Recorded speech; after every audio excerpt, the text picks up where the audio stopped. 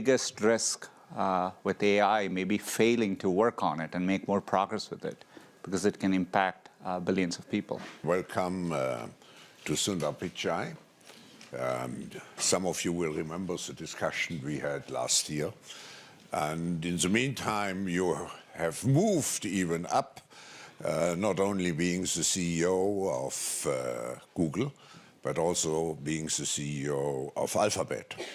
So thank you for joining again this exchange of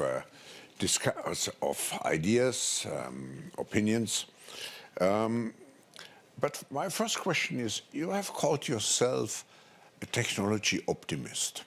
And we hear a lot sometimes of concerns about technologies.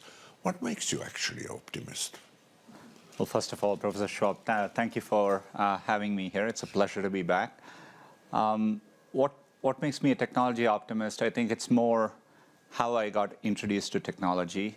Growing up, I think I had to wait for a long time. I would hear about things, but I had to literally wait before I got my hands on either a telephone or a television. And each thing, when it came into our household, I discreetly remember how it changed our lives. Television allowed me access to world news, football and cricket, which I'm passionate about. So I always had this, first-hand experience of how gaining access to technology changes people's lives. Later on, I was inspired by the One Laptop Per Child project, this goal to give $100 laptops to every child. They quite didn't get there, but I think it was a very inspiring goal and made a lot of progress in the industry. And later, we were able to make progress with Android. Each year, we bring hundreds of millions of people, and they get access to computing for the first time. We do this with low-cost, affordable Chromebooks. And seeing the difference it makes in people's lives, I think gives me great hope for the path ahead. Yeah. And more recently with AI, just in the last month alone, we have seen how AI can clearly help doctors better detect breast cancer with more accuracy. We just recently launched better rainfall prediction. Over time, AI can play a role in climate change. So when you see these examples firsthand, I'm clear-eyed about the risks with technology, but the biggest risk with AI may be failing to work on it and make more progress with it, because it can impact billions of people. Yeah, but Sundar, you were. If I look what has happened in technology over the last, I would even say 30 years, there was one big breakthrough. It was actually when AlphaGo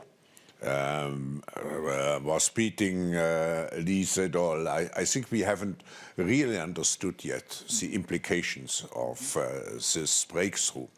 And now your company, Google, is again at the forefront of another revolution, which may have even more consequences, positive or negative one. It's actually what you just announced in quantum computing. It's a breakthrough, and I have to say it's very difficult to understand. I just know it could have tremendous implications. Can you explain what we can expect from quantum computing? And you are now the leader. You have made the big breakthrough. No, it's an extraordinarily important milestone. Last year we achieved something what's known in the field as quantum supremacy. It is when you can take quantum computers and they can do something which classical computers cannot. I like the way you characterized it. It's as inspiring a milestone as the Deep Blue moment or AlphaGo playing with Lee Sedol. To me, nature at a fundamental level works in a quantum way. At a subatomic level, things can exist in many different states at the same time. Classical computers work in ones and zeros. So we know that's an imperfect way to simulate nature. Nature works differently. So what's exciting about quantum computing and why we are so excited about the possibilities is it'll allow us to understand the world in a deeper way. We can simulate nature better. So that means simulating molecular structures. So maybe we can discover better drugs. understanding climate in a deeper way so that we can predict weather patterns and tackle climate change. We can design better batteries. Nitrogen fixation, which is the process by which we make the world's fertilizers, accounts for 2% of carbon emissions. And the process hasn't changed in a long time because it's very complicated. Quantum computers one day allows us the hope that we can make that process more efficient. So it's very profound. We've all been dealing in technology with the end of Moore's law. It's really revolutionized the past 40 years, but it's leveled off. So when I look at the future and say, how do we drive improvements, quantum would be one of the tools in our arsenal by which we can keep something like Moore's law continuing to evolve. So the potential is huge, and we'll have challenges. In a 5 to 10 year time frame, quantum computing will break encryption as we know it today. But we can work around it. We need to do quantum encryption. So there are challenges, as always, with any evolving technology. But I think the combination of AI and quantum will help us tackle some of the biggest problems we see. And you add also, to a certain extent, genetics. I mean, I think quantum computing and biology will one of the biggest potential. Will have a great potential, positive and negative one.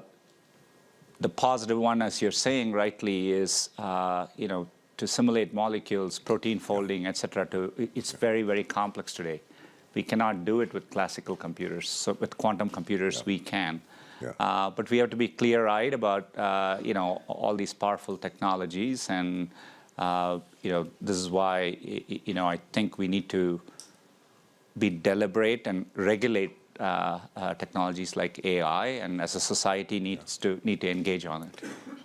But that leads me to the next question, actually, because in an editorial in Financial Times, which I read just before the annual meeting, you stated, and I quote, Google's role starts with recognizing the need for a principled and regulated approach for applying artificial intelligence.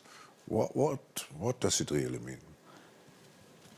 I've said this before. AI is one of the most profound things we are working on as humanity. It's more profound than fire or electricity or any of the other bigger things we have worked on. It has tremendous positive sides to it, but it has real negative consequences. When you think about technologies like facial recognition, it can be used to benefit. It can be used to find missing people, but it can be used for mass surveillance. And as democratic countries with a shared set of values, we need to build on those values and make sure when we approach AI, we are doing it in a way that serves society. And that means making sure AI doesn't have bias, that we build and test it for safety. We make sure that there is human agency, that it's ultimately accountable to people. About 18 months ago, we published a set of principles under which we would develop AI as Google. But it's been very encouraging to see the European Commission has identified AI and sustainability as their top priorities. And US put out a set of principles last week, and be it the OECD or G20, they're talking about this, which I think is very, very encouraging. And I think we need a common framework by which we approach AI. Are you satisfied with those frameworks you said, which have been developed until now? I mean, you referred to the OECD framework, G20 framework. It's an early start. But I'm very encouraged that they have a lot of commonality, and that's because they are rooted in common human values.